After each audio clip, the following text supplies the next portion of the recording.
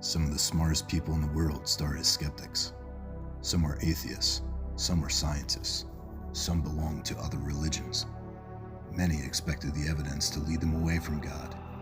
Instead, it led them toward Him. Here are 5 remarkable people who changed their minds. C.S. Lewis was one of the most influential writers of the 20th century and author of the beloved book series, The Chronicles of Narnia. He began as a committed atheist, but Lewis became troubled by something. If the universe is nothing more than blind matter and chance, why do human beings possess an objective sense of right and wrong?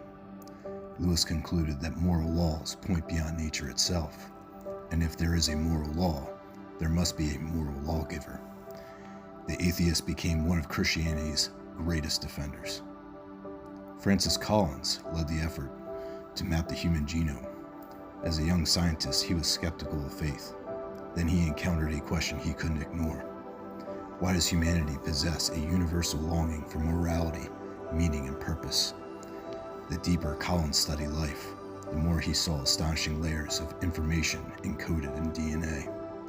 He later described DNA as the language through which God created life. For Collins, science didn't eliminate God. It revealed breathtaking design. Allan Sandage was one of the greatest astronomers who ever lived. His work helped determine the age and expansion of the universe. After spending decades studying the cosmos, he reached an unexpected conclusion. The laws of nature appeared incredibly precise. The universe looked less like an accident and more like something carefully arranged. Sandage eventually said that science had pushed him toward believing a creator, not because God was hiding in the gaps, but because reality itself seemed astonishingly ordered. Lionel Luckhoo became famous as one of the most successful attorneys in history. Approaching the resurrection like a legal case, he examined witness testimony, historical records, and the earliest evidence. His conclusion shocked many. He believed the evidence for the resurrection of Jesus was stronger than most facts accepted in courtrooms. If Christ truly rose from the dead, then Christianity wasn't merely philosophy, it was history. Nabeel Qureshi was raised as a devoted Muslim. He set out to defend Islam against Christianity.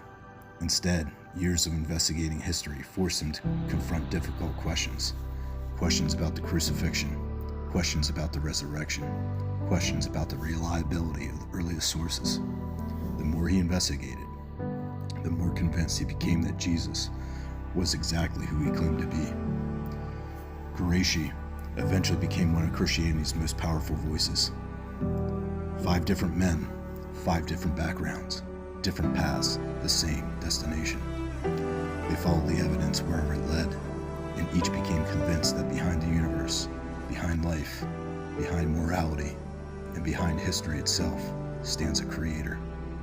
Maybe the biggest question isn't whether evidence exists. Maybe it's whether we're willing to follow it